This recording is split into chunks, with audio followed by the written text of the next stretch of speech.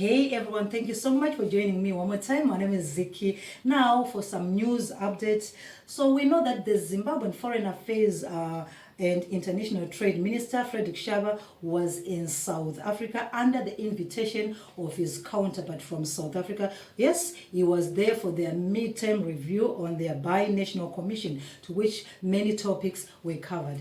But as for the general public, they were more concerned about the issues of immigration. They wanted to know what was going to be spoken by these two parties pertaining to the immigration. We already know that Zimbabweans in South Africa are not really settled because of the approaching date for the expire of these special permits that they have been using ever since the South African government announced that they were not going to review these permits. A lot of talk has been given, and immigration has become one of the most talked about topics. So a lot of people were anticipating, what exactly are they going to talk about pertaining to this issue. But you might also recall that earlier in July, the government of Zimbabwe announced that, well, they were preparing to receive the thousands of Zimbabweans who are those who decide to come back home after the expiry of their permits if they fail to renew them. This is the same sentiment again that they had this time around. Again, they said, well, they are ready to welcome Zimbabweans back home, to which many people had grievances on that and say, well,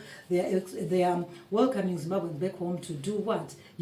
Are the things okay now for people to come back home? So a lot of people were not really expecting this kind of news. They wanted to hear something like, well, we have found a way of providing this or that, or we have agreed to do this. But that was not the case. They also spoke about the border agents who are protecting the borders with the South Africans, saying that, well, they are now in full force to stop the illegal immigrants entering into the country or smuggling of goods or anything along that line. Okay, so this is all that was spoken there. I know a lot of people are really disappointed. They wanted to hear more about this issue, like, are there any other measures that are being put in place?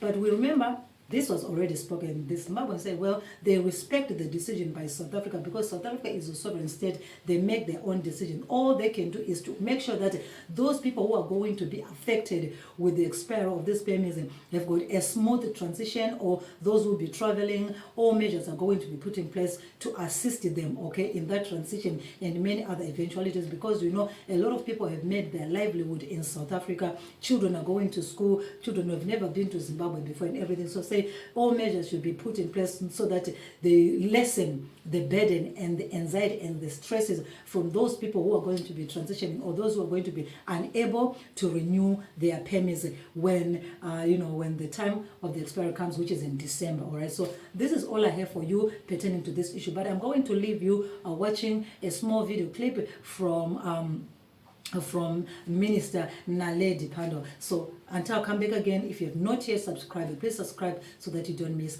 on this and more. Of course, our cooperation and partnership is not only limited to bilateral relations. We also share common values on regional, continental, and global governance issues of mutual interest. In this regard, I wish to express our gratitude to Zimbabwe for the support you have given to South Africa while you serve as chair of the SADC organ on politics, defense, and security cooperation. I'm also really pleased to note that both South Africa and Zimbabwe have been elected into the African Union Peace and Security Council for the period 2022 to 2024. I believe this presents an opportunity for our two countries to make contributions to the peace and security agenda of the continent and to foster closer cooperation with the United Nations Security Council. I think it also gives us a space to articulate our perspective on the important subject of reform of the UNSC as well as the UN body itself. Despite the constraints of the pandemic, total trade between South Africa and Zimbabwe increased from a quantum of 38 billion rand in 2020 to 47.5 billion in 2021.